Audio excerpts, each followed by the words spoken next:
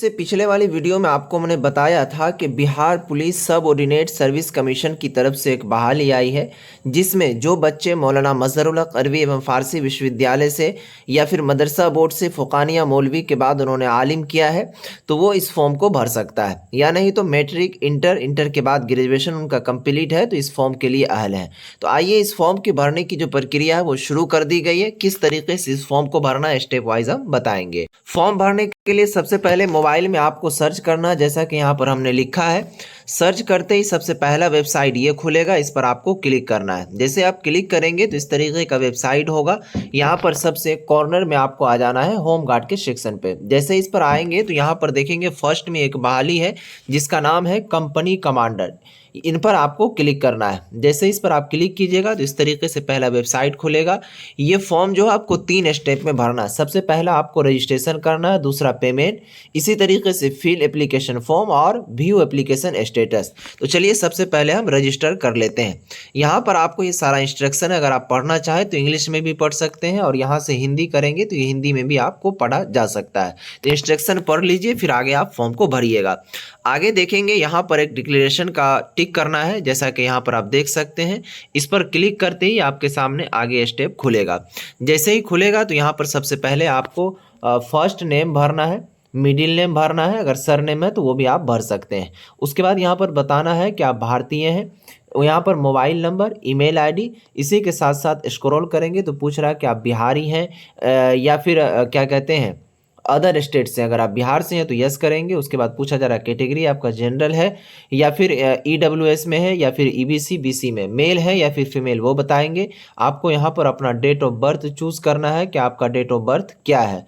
उसके बाद थोड़ा सा आप स्क्रॉल करेंगे तो यहाँ पर पूछा जा रहा है कि क्या आप बिहार सरकार के अंतर्गत काम कर रहे हैं। अगर कर रहे हैं तो यस, नहीं कर रहे हैं तो नो।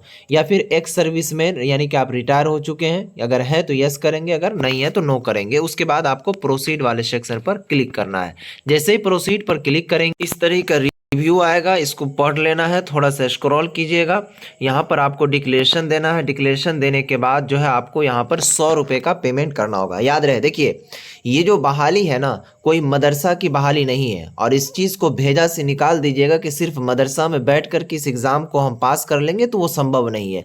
इसमें आपका English, Hindi, mathematics, science, social science, ये सारे सब्जेक्ट मजबूत होना अनिवार्य है। बहुत सारे ऐसे भी जाहिल शख्स होते हैं, वो कमेंट कर देते हैं कि ये ऐसे वैसे, तो ऐसे नहीं है। हर चीज़ को सोच समझ कर क्या कीजिए। सिर्फ आलिम की डिग्री ले लेने से आप कोई महान आदमी नहीं बन जाते हैं। डिग्री तो आप कभी क्लास करते नहीं है, वैसे आलिम का क्लास अभी तक हुआ नहीं है कि आप करेंगे तो आपको ये सब चीज़ की जानकारी मिलेंगी। लेकिन आलिम को बिहार सरकार या फिर भारत सरकार जो है वो बीए लेवल का माना है। तो बीए लेवल की जो बहाली आती है उसमें आप फॉर्म को भर सकते हैं। रही बात ये 100 रुपये पेमेंट की, तो कुछ ऐसे भी जाहिल शख्स हैं जो कि कमेंट कर देते हैं कि फजूल का ये पैसा। तो देखिए भाई, ये कोई पैसा हम थोड़ी ले रहे हैं, ये आपका ये फॉर्म भरने का पैसा है जो कि बिहार सरकार लेती है। बहुत सारे लोग कमेंट भी गलत सलत करते हैं, तो इसके लिए मुझे उससे फ़र्क नहीं पड़ता। लेकिन आप जो गलत कमेंट करते हैं तो ये दर्शाता है कि आप सिर्फ डिग्रीधारी हैं, जो डिग्री को हासिल कर लिए, बाकी बात और कुछ कर नहीं सकते।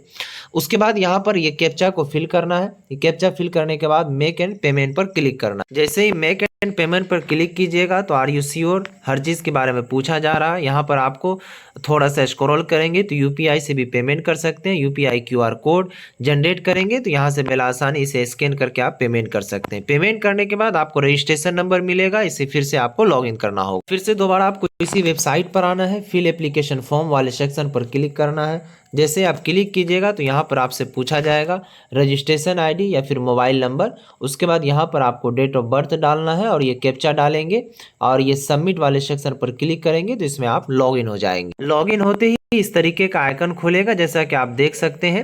यहाँ पर सबसे पहले आपको अपने पिता का नाम यानी कि वालिद का नाम, यहाँ पर वालिदा का नाम, मैरिटल स्टेटस पूछा जा रहा है कि आप शादीशुदा, अगर है तो बताएंगे। सेलेक्ट आइडेंटिटी कार्ड, इसमें आप Aadhaar card, voter ID card, pan card ये चूज़ कर सकते हैं। नीचे उसका नंबर देंगे। आइडेंटिफिकेशन मार्क यानी कि आपका कहीं पर जला कटा या फिर तिल का निशान उशान हो तो आप डाल सकते हैं। उसके बाद यहाँ पर पूछा जा रहा है कि are you a wards of freedom fighter है तो यस करेंगे, नहीं है तो नो करेंगे।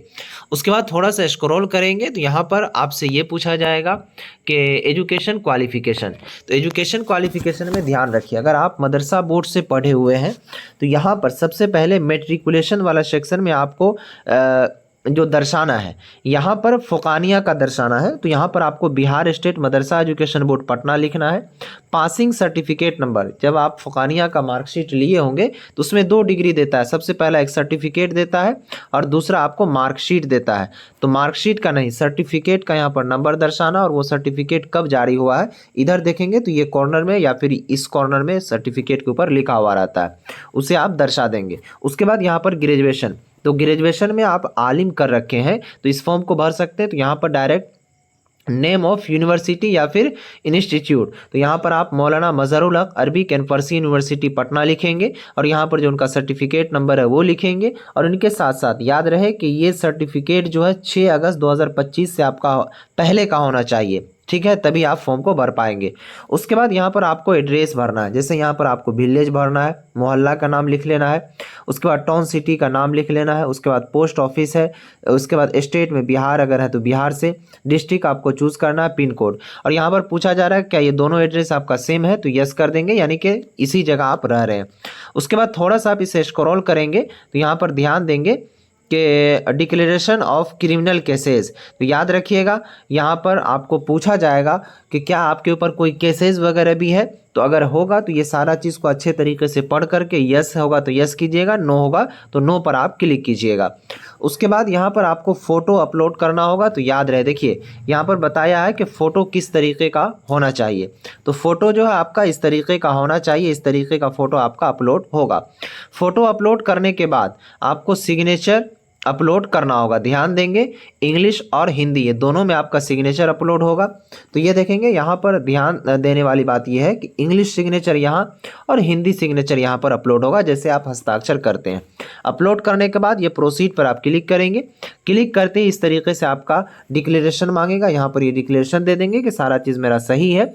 उसके बाद ये कैप्चा भरेंगे, कैप्चा भरने के बाद सबमिट एप्लीकेशन, या अगर गलत है कुछ तो एडिट डिटेल्स पर आप क्लिक करके एडिट कर सकते हैं। उसके बाद सबमिट एप्लीकेशन पर सबमिट करेंगे तो यहाँ पर आपका वो फॉर्म का प्रिंट है वो निकल जाएगा और यहाँ पर डायरेक्ट देखेंगे proceed to fill application form, इसे आप प्रिंट करके रख लेंगे।